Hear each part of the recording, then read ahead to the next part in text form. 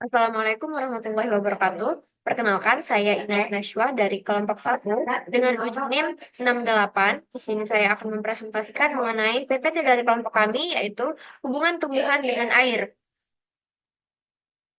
Ini adalah anggota dari kelompok kami, ada Yuli Ermanda, Cahaya Asifa Dilasani, Miftahul Jannah, Johana Feza Gulam Ahmad, Inayatul Azzah, Eka Fitri Aswar, kemudian ada Lukman Winnie Satria, saya sendiri Inayah Nashwa, Ananda Tirta Nirmaya, dan Mutia Zahra, ada Hendra Bonanza, dan yang terakhir Sultan Asalam. Pertama-tama kita akan membahas mengenai pendahuluan. Air merupakan elemen yang sangat penting bagi jaringan dalam sel tumbuhan. Karena sebagian besar komponen jaringan tumbuhan itu terdiri dari air. Kadar air yang tinggi itu pada jaringan tumbuhan biasanya menimbulkan beberapa pertanyaan penting. Seperti, mengapa sih kadar air cukup tinggi dalam jaringan tumbuhan? Apakah seluruh proses fisiologis dalam jaringan dan sel tumbuhan merupakan peran dari air? Atau hanya proses media perantara dari terjadinya proses tersebut? Jawaban atas pertanyaan-pertanyaan tersebut akan kita temukan dalam PPT-PPT ini. Lanjut ke slide selanjutnya. Mari kita membahas peranan penting air bagi tumbuhan. Peranan penting air bagi tumbuhan itu ada banyak sekali. Yang pertama itu ada proses fotosintesis. Air adalah bahan dasar dalam proses fotosintesis yang digunakan oleh tumbuhan untuk menghasilkan energi dan oksigen. Kemudian yang kedua, transportasi nutrisi. Air itu membantu dalam pengangkutan nutrisi dan mineral dari tanah ke seluruh tubuh dari bagian tumbuhan melalui silam. Kemudian ada regulasi suhu. Air membantu mengatur suhu tumbuhan melalui proses transpirasi, yaitu dengan mendinginkan daun. Kemudian ada pembentukan sel. Air diperlukan dalam pembentukan dan pertumbuhan sel yang penting untuk perkembangan tumbuhan. Kemudian ada turgor sel, yaitu air menjaga turgor atau tekanan dalam sel tumbuhan yang membantu menjaga bentuk dan struktur tumbuhan agar bisa tetap tegak. Lalu yang keenam itu metabolisme.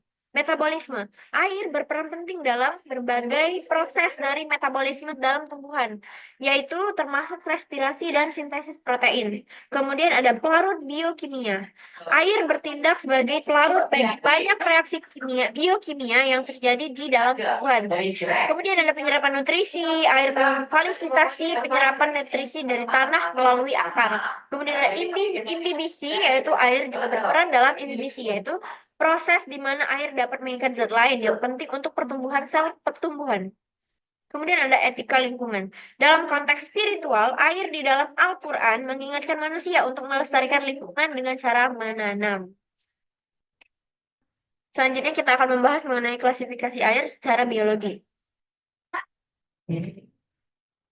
Klasifikasi air secara biologi. Ditinjau berdasarkan kandungan oksigen, nutrisi, dan organisme yang hidup di dalamnya, air itu terbagi beberapa, yaitu air oligotrofik.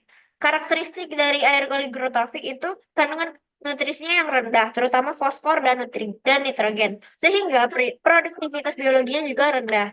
Ciri-cirinya itu airnya jernih dengan visibilitas yang tinggi dan konsentrasi oksigen terlarut yang tinggi.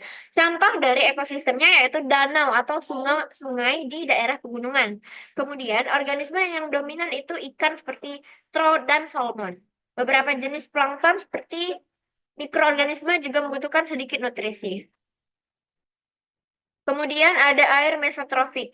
Karakteristik dari air mesotrofik itu kandungan nutrisinya sedang. Produktivitas biologi lebih tinggi dibandingkan air oligotrofik. Kemudian ciri-cirinya itu kecerahan air sedang dengan tingkat oksigen yang cukup baik di seluruh lapisan. Contoh dari ekosistemnya yaitu danau di daerah yang sedang. Organisme dominannya itu yaitu lebih banyak tumbuhan air dan alga, ikan seperti pik dan bass dan perch. Selanjutnya itu ada air eutrofik. Karakteristik dari air eutrofik itu kandungan nutrisinya lebih tinggi, terutama nitrogen dan fosfor, menyebabkan produktivitas biologi yang sangat tinggi. Ciri-cirinya yaitu kekeruhan air yang sangat tinggi. Sering terjadi ledakan populasi alga atau alga bloom. Kadar oksigen bisa fluktuatif, terutama di bagian dasar. Contoh dari ekosistemnya itu danau yang terletak di daerah pertanian atau dekat dengan sumber polusi nutrisi. Organisme dominannya yaitu banyak ganggang dan tanaman air. Berbagai jenis ikan, namun ikan tertentu dapat berkurang akibat rendahnya oksigen di lapisan dalam. Kemudian ada air hipereutrofik. Karakteristiknya yaitu kandungan nutrisi sangat tinggi, sering mengalami masalah kualitas air serius seperti hipoksia atau kekurangan oksigen dan anoksia, yaitu tanpa oksigen. Ciri-ciri dari air ini yaitu kekeruhan yang sangat tinggi, air yang berwarna hijau atau coklat karena pertumbuhan alga yang berlebihan. Contoh dari ekosistemnya yaitu danau yang sangat terpolusi atau dengan input nutrisi yang terus-menerus.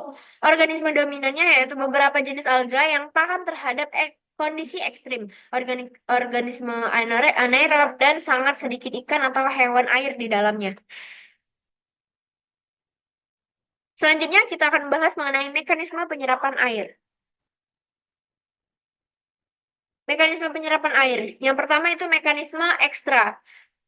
Mekanisme ekstra ini yaitu penyerapan air terjadi di luar sel karena dia ekstra.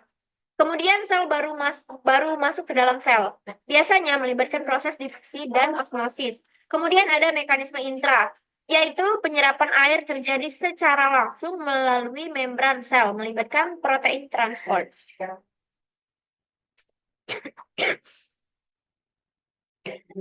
Bagaimana dengan mekanisme pada tumbuhan air? Nah, tumbuhan air memiliki adaptasi yang khusus untuk hidup di lingkungan yang kaya akan air. Akar mereka seringkali tidak terlalu berkembang atau bahkan dimodifikasi untuk fungsi yang lain. Secara umum, tumbuhan air lebih cenderung menggunakan mekanisme penyerapan air secara ekstra. Yang pertama itu ketersediaan air. Lingkungan air memberikan pasokan air yang berlimpah dan terus-menerus. Ini membuat proses difusi dan osmosis menjadi sangat efektif. Kemudian yang kedua ada adaptasi akar. Adaptasi akar itu seperti yang telah disebutkan, akar tumbuhan air seringkali tidak memiliki struktur yang kompleks untuk penyerapan aktif seperti tumbuhan darat. Yang ketiga, peran seluruh permukaan tumbuh. Karena terendam air, seluruh permukaan tubuh dari tumbuhan air, termasuk batang dan daun, dapat menyerap air secara langsung.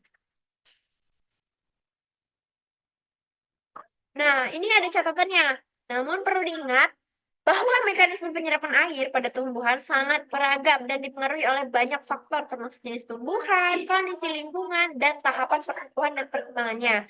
Kemudian, meskipun secara umum tumbuhan air lebih condong ke mekanisme ekstra, ada kemungkinan beberapa spesies tertentu memiliki mekanisme penyerapan yang lebih kompleks atau bahkan kombinasi dari keduanya. Selanjutnya kita akan membahas mengenai jalur pengangkutan air. Jalur pengangkutan air itu ada 3, ada simplas, ada apoplas, dan ada transseluler. Mari kita membahas tentang simplas. Jadi jalur simplas mengacu pada pergerakan molekul air melalui sitoplasma sel tumbuhan. Dengan jalur ini, tumbuhan mengangkut air dari akar ke bagian yang lebih tinggi. Proses simplas itu meliputi air diserap oleh sel epidermis, bulu akar melalui mekanisme transfer pasif, yaitu difusi. Kemudian air bergerak dari satu sel ke sel lainnya melalui plasmodesmata. Kemudian air yang bergerak melalui sel korteks, endodermis, perisikel, dan akhirnya mencapai jaringan tumbuhan pembuluh xilem. Kemudian dari xilem, air siap diangkut ke bagian tumbuhan yang lebih tinggi seperti batang dan daun. Selanjutnya ada apoplas. Apoplas adalah jalur ekstraseluler di luar membran sel tumbuhan yang terdiri dari dinding dan ruang antar sel. Jalur apoplas meliputi air bergerak melalui ruang ekstraseluler yang ada di luar sel, yang ada di dinding sel. Kemudian ketika mencapai endodermis, aliran apoplas terhenti oleh pita Kaspari. Kemudian akibatnya air harus masuk ke dalam sel untuk mencapai endodermis melalui membran plasma. Kemudian air mengikuti aliran simplas hingga mencapai jaringan pengangkutan xilem. Kemudian ada transseluler. Transseluler ini adalah jalur transportasi air di dalam akar tumbuhan, di mana air bergerak melalui membran plasma dengan masuk dan keluar dari setiap sel yang terjadi secara berulang sampai air mencapai jaringan xilem. Prosesnya itu begini. Air pertama kali akan masuk melalui membran plasma yang dibantu dengan difusi pasif yang disebut dengan aquaporin. Kemudian air melintasi sitoplasma, kemudian melintasi tonoplot dan vakuola sentral. Setelah melewati sitoplasma, air bergerak keluar dari sel dengan melewati membran plasma lagi dan memasuki sel berikutnya. Selain bergerak melalui simplas, air juga dapat bergerak melalui apoplas sebelum menembus membran plasma sel berikutnya. Proses perpindahan air ini terus berulang dari satu sel ke sel lainnya, hingga air mencapai jaringan vaskular xilem, di mana air kemudian diangkut ke bagian lain dari tumbuhan seperti batang dan daun. Selanjutnya, mari kita membahas tentang faktor-faktor yang mempengaruhi transpirasi air. Faktor-faktor yang mempengaruhi transpirasi air itu, pertama-tama kita membahas dulu tentang transpirasi. Transpirasi adalah proses penguapan dari bagian tanaman, terutama melalui stomata pada daun. Proses ini sangat penting untuk menjaga keseimbangan air dalam tanaman dan memfasilitasi penyerapan nutrisi dari tanah. Nah, beberapa faktor yang mempengaruhi laju transpirasi itu ada 3, yaitu faktor eksternal atau lingkungan, faktor tanaman, dan faktor internal. Mari kita bahas tentang faktor eksternal atau lingkungan. Yang pertama itu ada suhu. Suhu ini, peningkatan suhu akan meningkatkan laju transpirasi karena air lebih cepat menguap. Kemudian ada kelembapan udara. Nah, kelembapan udara ini, apabila dia tinggi, akan mengurangi laju transpirasi karena gradien konsentrasi uap air antara daun dan udara akan menurun. Kemudian ada cahaya. Cahaya dapat meningkatkan laju transpirasi karena stomata cenderung terbuka lebih lebar pada siang hari, memungkinkan lebih banyak air menguap. Kemudian ada angin. Angin itu dapat meningkatkan laju transportasi dengan menghilangkan uap air dari sekitar daun dan mempercepat penguapan. Serta ada ketersediaan air. Apabila air di dalam tanah itu terbatas, tanaman akan menutup stomata untuk mengurangi kehilangan air, sehingga laju transpirasi dapat menurun. Selanjutnya ada faktor tanaman. Nah, jumlah dan ukuran stomata itu sangat berpengaruh dalam faktor tanaman, yaitu semakin banyak dan semakin besar stomata, maka semakin tinggi pula laju transpirasinya. Kemudian ada jenis daun. Jenis daun ini, apabila permukaannya luas atau dengan lapisan lilin, akan tipis, cenderung memiliki laju transpirasi yang lebih tinggi.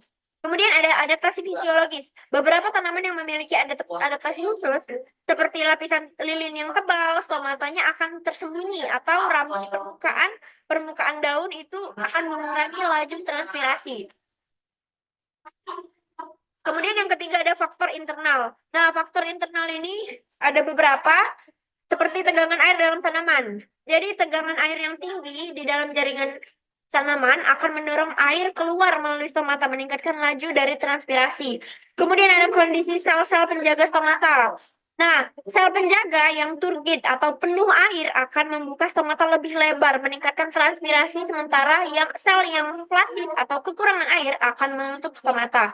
Kemudian ada faktor-faktor. Nah, faktor-faktor ini bekerja secara interaktif dan dapat mempengaruhi laju transpirasi pada tanaman dalam berbagai kondisi lingkungan.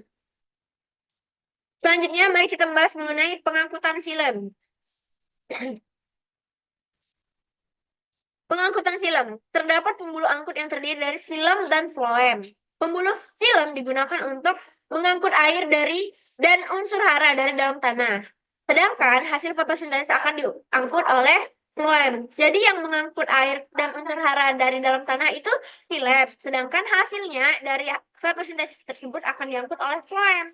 Nah, air diserap ke dalam akar secara osmosis melalui rambut akar. Sebagian besar bergerak menurut gradien potensial air melalui xilem. Air dalam pembuluh xilem mengalami tekanan besar karena molekul air polar menyatu dalam kolom berlanjut akibat dari penguapan yang berlangsung di bagian atas. Sebagian besar ion bergerak melalui simplas dari epidermis akar ke xilem dan kemudian ke atas melalui arus transportasi. Air yang diangkut melalui pembuluh xilem kemudian akan dimanfaatkan untuk menjalankan proses metabolisme pada tumbuhan. Nah, Kesimpulan dari PPT ini, air tidak hanya berfungsi sebagai media perantara saja, tapi juga berperan aktif dalam berbagai proses fisiologis melalui fotosintesis, transpirasi, dan transportasi nutrisi. Melalui fotosintesis, air berfungsi sebagai bahan baku untuk menghasilkan energi yang diperlukan oleh tumbuhan. Sementara dalam proses transpirasi, air membantu mengatur suhu dan mendukung penyerapan nutrisi dari tanah. Dengan demikian, air merupakan komponen esensial yang memungkinkan tumbuhan untuk berfungsi dengan optimal dan mempertahankan kehidupan serta menjaga ketersediaan kualitas air menjadi prioritas untuk memastikan keberlanjutan ekosistem tumbuhan di masa depan. Baiklah, begitulah presentasi PPT dari kelompok 1. Apabila ada kesalahan kata, saya mohon maaf. Pada Allah subhanahu wa ta'ala. Assalamualaikum warahmatullahi wabarakatuh.